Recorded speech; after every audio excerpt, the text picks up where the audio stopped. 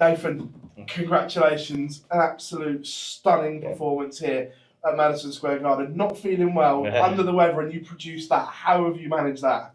You know what? Full credit to the BDC. They understood yesterday that I did my media, but they kind of gave me the night off, and I needed it. I don't know what I've got. Food poisoning, 24-hour bug. I don't know. But I've without being brutal, I've got my money's worth out of my toilet in my hotel room. But yeah, no, I turned up and, I knew I had a tough game against Matt. He's probably the toughest player out of the field, and I knew I had to produce some good numbers, and that's what I've done. The 180s were flowing like pretty. I couldn't actually believe I kept hitting so many. But no, it was a great game, great support as always, and an amazing crowd. I'm really looking forward to tomorrow. At one point, you're averaging 116. That's vintage Nathan Aspinall. That's the game that you say is in there that we're not seeing enough of. It's now very close to coming out all the time, isn't it? Yeah, it is, and you know what? I've not threw a dart since I had an exhibition on Saturday night where AJ Lewis beat me yet again. But I've not threw a dart for 6 days, and come out here. I said in interviews before, Kirsty's not with me, and I don't often say, but I'm really missing because it's quite a lonely place when you're on your own here. But I said I'm trying to focus on the darts this week. The big prize money. I'd love to win another US title. The crowd are amazing out there. You know what I mean? They love Mr. Brightside, and I've got a great support tonight, and I'm looking forward to tomorrow. Probably going to be Littler. Fingers crossed it's not, but probably going to be Littler, and let's try and make it back to back. Is where he played. Shows how much I want that. He was on before you. Was it really? While you were preparing. Well, I was preparing, yeah. So playing Littler.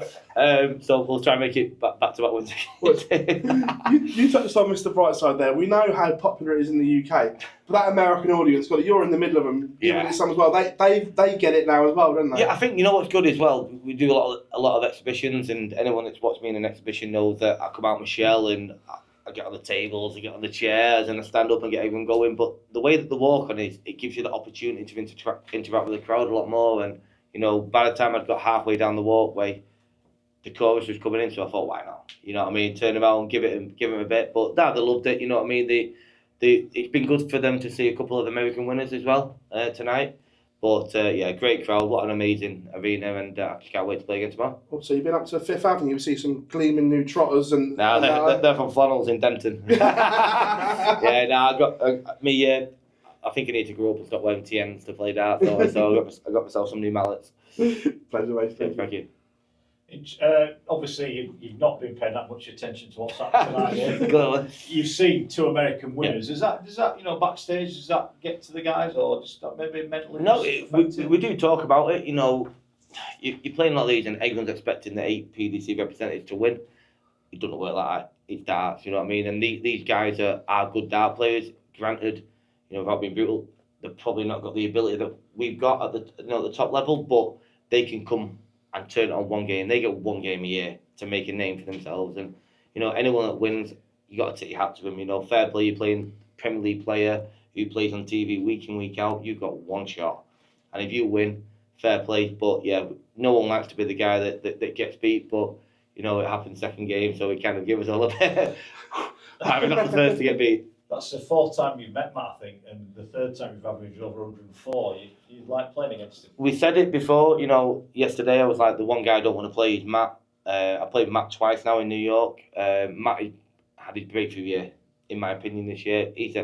I love Matt to bits. We got on really, really well. We have a beer together after the darts. He's a great lad, and, he took the risk and commuted like he does. Fair play to him, and he's playing really, really well at the moment. But we always say we do have great games, and I do always play well against him. Don't know what it is.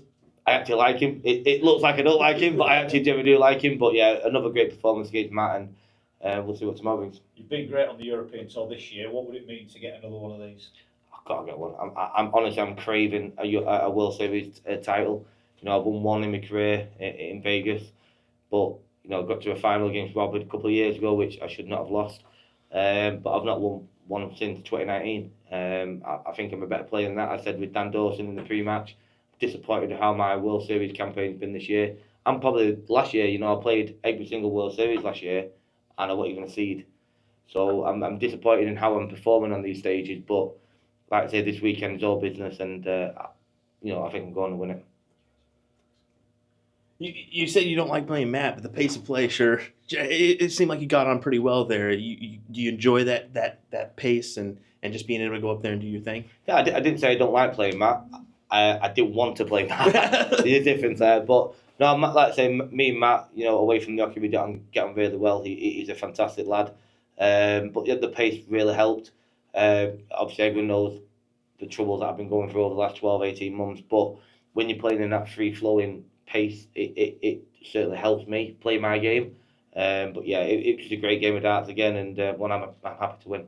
Something caught your eye there, leg 6, and you didn't let it mess with you. You just kind of rattled on, true professional in that sense. Yeah, I think that's what we have to do. I think that's where things don't always go your way, but we play on TV, we play in big stages, big occasions, so many times. You're gonna have ups and downs, and I think that's what makes the top 8, the top 10 different than the rest of the players, that we play in these situations so many times. You're up, you're winning, then they come back. We deal with it better than most, in my opinion. I think that's the case, and that's shown tonight. You mentioned you weren't really feeling the best. Honestly, I really need to go. So, what do you do to recover for tomorrow? Do you just hydrate, maybe take some rest, and be better tomorrow? I'm gonna go Irish bar enough about 10 pints again. Nah, I'm honest. I'm literally gonna go back from here now and go straight to bed. I can't phone my kids or my missus because they're in bed, so I'm literally gonna go to bed as soon as I get back now, and hopefully wake up tomorrow a fresh Nathan, and actually go and see a bit of New York, because I've not even been out at all since I've been here. So it'd be nice to go out tomorrow and do a bit of sightseeing before I play tomorrow night. Thanks for chatting with us. Appreciate it. Cheers, mate. Thank you. You won back in 2019 in Vegas. What would it mean for you to get a title here at Madison Square Garden in New York City? It would mean, you know what, it would be up there with probably the biggest title of my career, because not the tournament, not the fact that it's on the World Series, the fact it's in America. America it's the place, isn't it? Let's be quite honest with you. It's on Peacock this weekend for the first time. History will be written. Whoever wins this tournament this weekend is the first winner on a massive station like Peacock. Millions of people, I'm sure, are watching it. So yeah, for the little chap from Stockport to lift that trophy on Peacock TV in America would be mega. Nathan, thanks a lot for your time, man. Cheers, mate. Thank you. Nathan, I was just curious, did you cross paths with Jules this week? Jules? No. Why? I was just curious. He's going through something right now that you've gone through in the past. Oh, yeah. No, he's not reached out to me. If he reaches out to me, I'll be there for him. I spoke to Barry Vampire when I first started mine, and obviously Barry's been through something worse than me. The thing is, it's different levels of dartitis. I've not actually seen Jules throw. I don't know what he's going through. I've heard that he's playing left-handed at some point. Is that not correct? Or did you practice left-handed? Yeah, that's not the answer, in my opinion. I will speak to him. I will try and help him out. I'll put him in the right direction, but he's not approached me yet. I spoke to Berry. I spoke to Matt Webster when I first had my problems. They helped me. I then seek my own advice and professionalism. I speak to a hypnotherapy guy. Might not work for everyone, but yeah, if he watches this interview, come and talk to me, because everyone knows me. I will help anyone out, and I hope he sorts it. And just obviously, while Nathan's here as well, I think with Jules, it's not necessarily a throwing issue. He's got a nerve problem in his arm. Oh, is it really? Yeah, and so he's struggling with his grip, but also with being able. That's to why he throw puts his in consistently. his dart. Yes, so he had practiced for a while left-handed, but has obviously been able to play right-handed. I noticed it. So I think his condition is probably slightly. So he's not different, So that could be carpal tunnel in his fingers. It's something similar to that. Because He's just had a diagnosis. I watched him. He put his hand into his. So when I don't know which one was it. I think it was the elbow. Yeah. And they went to me basically. I'm like, my hands feel weird. They went, eventually, your grip's gonna go. So they kept saying to him, I kept dropping it out when I was passing my hand.